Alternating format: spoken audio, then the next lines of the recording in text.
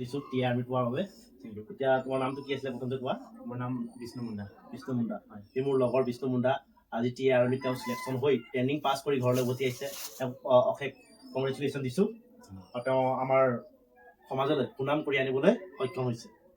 আমি বহুত ভাল পাইছোঁ। এতিয়া কোৱা তোমাৰ প্ৰিপেৰেশ্যন কেনেকৈ আছিলে, কেনেকৈ তুমি কেতিয়া ওলাইছিলে আৰু তোমাৰ ট্ৰেইনিঙত কেনেকৈ পাৰফৰ্মেঞ্চ আছিলে লগত কোৱা। আমাৰ অহা যোনবোৰ বেটছৰ ল'ৰাবোৰ যাব তেওঁলোকৰ কাৰণে ভাল হ'ব। প্ৰথম কথাটো হ'ল কি প্ৰিপেৰেশ্যনটো বহুত দিনৰ পৰাই চলি আছিলে। আৰু মানে এবছৰ বা দুবছৰৰ কথা নহয়, কিবা 4-5 বছৰলৈকে মানে চেষ্টা কৰি আছিলোঁ যে ডিফেন্সত যাবৰ কাৰণে। ডিফেন্সত যোৱাৰ আগতে মানে যি মানে প্ৰিপেৰেশ্যন কৰিব লাগে, যি কষ্ট কৰে মানে ৰানিঙে হওক বা চিনাপ হওক, মানে যি কৰিবলগীয়া হয় মানে বহুত দিনৰ কৰি আছিলোঁ। আৰু বহুত কষ্ট কৰি আছিলোঁ যে মইতো প্ৰথমতে আছিলে যে মই অসম পুলিচত যোৱাৰ কথা আছিলে। মই ভাবিছিলোঁ যে মই অসম পুলিচত যাওঁ বুলি। অসম পুলিচৰ কাৰণে মই বহুতখিনি মানে কৰিছিলোঁ। কিন্তু তাৰে মানে কি হ'ল মোৰ অলপ কমিও আছিলে বা মোৰ মানে অযোগ্য মানে থকাৰ কাৰণে মানে মই মানে তাত নোৱাৰিলোঁ। ৰানিংটো কৰিছিলোঁ কিন্তু তাত মানে মেডিকেল বা কিবা তেনেকৈ মানে বহুত ৰিজেকশ্যন পাইছিলোঁ।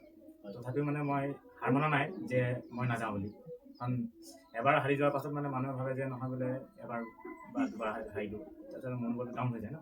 তো মই ভাবিলোঁ কি যে এবাৰ হাৰিলোঁ, দুবাৰ হাৰিলোঁ, 3 নম্বৰ বাৰটো চাগে মই গুচি যাব পাৰোঁ বা হৈ যাব পাৰে। তো যোৱা 2024 চনৰ লাষ্টলৈকে মানে এটা নটিফিকেশ্যন আহিলে যে টি আৰ্মি ৰেডি হ'ব বুলি। টি আৰ্মি মানে কি আছিলে? টি আৰ্মি মানে টেৰিটৰিয়েল আৰ্মি, যিটো নেকি আমাৰ যিটো মেইন সৈনিক আছে আমাৰ যিটো ইণ্ডিয়ান আৰ্মিৰ এটা পাৰ্ট হয়। তাত মানে কি হ'ল আমাৰ যিবোৰ লাগতিয়াল বস্তু হওক বা এমুনেশ্যন হাতিয়াৰ সেইবোৰ লগত মানে সিহঁতে কাম কৰে।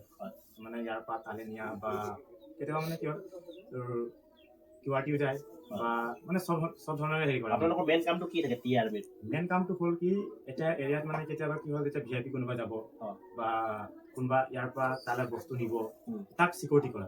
টি আৰ্মিত আপোনালোকৰ মেইন আৰ্মিৰ লগে লগে আপোনালোকৰ এটা বহুত মানে কি থাকে, পাৰ্ট থাকে কামৰ। মানে পাৰ্ট মানে কি হ'ল মানে কাম চব একেই। তো এতিয়া কি হ'ল মানে এটা আৰ্টিলাৰী কাম বেলেগ, তাৰপিছত মানে চবৰে তাতে বেলেগ বেলেগ কাম থাকে না। এতিয়া আৰ্মৰ কাম বেলেগ, মেডিকেলৰ কাম বেলেগ, এডুকেশ্যনৰ কাম বেলেগ, আৰ্মিৰ চবখিনি আছে তাত। তো তাৰে এটা পাৰ্টেই হয় মানে টিয়ে।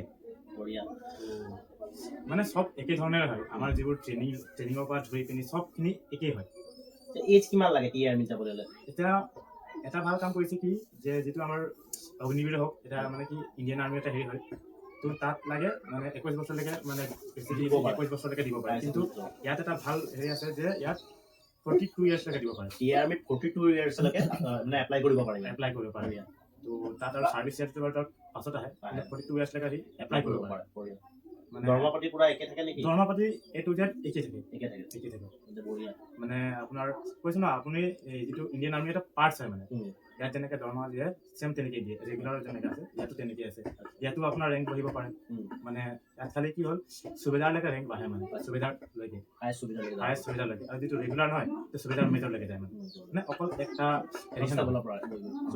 এটা মানে যেনেকুৱা চিপাহীৰ পৰা লেফটেনেণ্ট নায়ক যিমানলৈকে ৰেংক বাঢ়িব পাৰে তো সুবেদাৰলৈকে যায় মানে।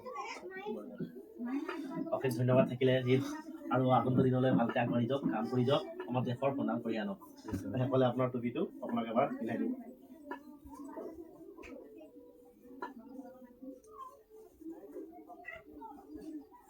জয় হিন্দ।